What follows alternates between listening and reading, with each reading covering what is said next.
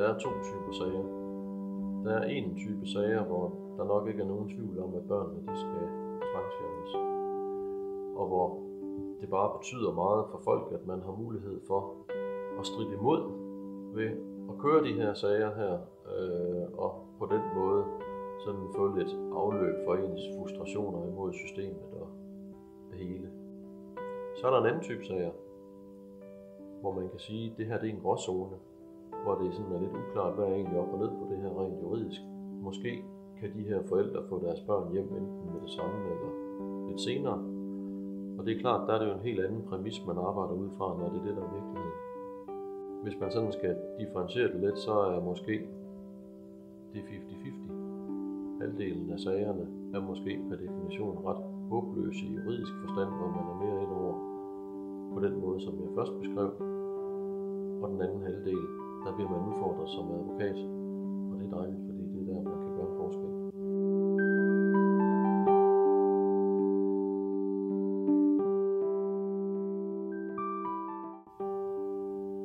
Jeg hedder Lars Burgaard Sørensen, og det jeg laver, det er, at jeg arbejder med tvangsfjernelsessager som advokat. Og det vil sige, at jeg har med familier at gøre, der er truet omkring, hvorvidt børnene kan være derhjemme. Og enten så er jeg advokat for forældrene eller for børnene, hvis de er fyldt 12 år. En typisk sag starter altid ved kommunen med, at der er nogle bekymringer for nogle børn, og går det helt galt, så laver man en indstilling om tvangsfjernelse, hvor der kommer nogle psykologer og en dommer og nogle kommunalbestyrelsesmedlemmer, der skal kigge på det. Og i det forløb, der har folk så ret til og krav på at have en advokat med, og det er så der, jeg kommer ind i rollen, eller ind i opgaven, og hjælper folk omkring det. De her sager er vanvittigt indgribende over for folk. Og når jeg siger folk, så er det ikke kun forældre og deres børn, men det kan være bedsteforældre, og det kan være søskende og mostre og fætre og hvad ved jeg. Derfor skal man være rigtig, rigtig varsom, før man går i gang med sådan noget som det her, fordi det er virkelig noget, der i mange, mange år kan få betydning for familier i bred forstand.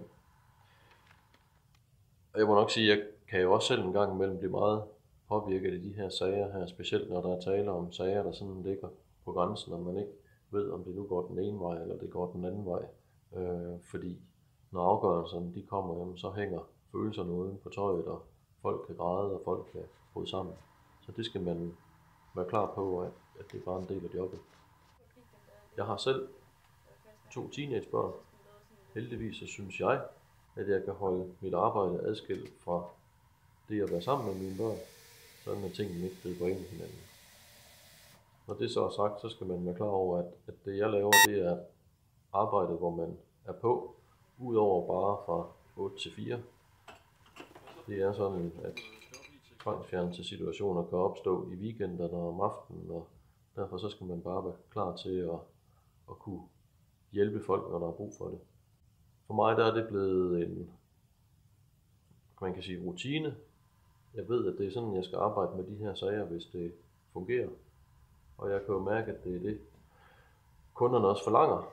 Så vil man være i den her branche på den her måde her og forsøge at levere varen, jamen så er det bare en præmis, at det er sådan, det er. Og det synes jeg har vendt mig til og egentlig har det godt med. Når man går i retten med sådan en sag her, så har det offentlige også en advokat. Og det offentliges advokat får typisk 3 gange så meget, som jeg gør, for faktisk det samme arbejde. Men jeg vil sige det på den måde. Det er næsten kun noget, der tilskynder mig endnu mere til at holde fast i det her område her, fordi det viser, hvor meget den lille mand kan blive trådt på i det her system her, og hvor meget man egentlig har brug for at have en advokat, og at der er nogen, der gider at gøre en indsats også på det her område her. Så jeg har det rigtig godt med tingene, som de fungerer. Det offentlige har uanede ressourcer i hele det her forløb her, og man kan sige, at forældrene eller børnene eller de unge mennesker har intet at gøre med. De har sådan set kun dig, som måske i sådan en instans her får betaling for 5 eller 6 timers arbejde. For mig at se, så er det her arbejde med de her forældre og de her unge mennesker simpelthen indbegrebet af det at være advokat. Fordi tit og ofte så er der tale om mennesker, som måske har nogle store personlige problemer. De kan have nogle diagnoser af psykiatrisk art. De har ingen penge at gøre med. De har virkelig i den grad behov for at få nogen til at hjælpe sig i forhold til at præsentere sig ordentligt og få de ting fremført, som er vigtige for dem i de her sager her. Så det er meningen med det at være advokat og beskæftige sig med, har jeg nær sagt, folk, der virkelig har fundamentale problemer. Folk har nok også mere end nogensinde brug for at have en ordentlig advokatbistand på det her område her. Man kan sige, at det der er sket, det er, at der har været nogle sager, der har været meget oppe i pressen de seneste år. Vi har alle sammen hørt om den, Brønderslev-sagen, Rebild-sagen og Tønder-sagen osv., hvor der er sket nogle helt groteske ting.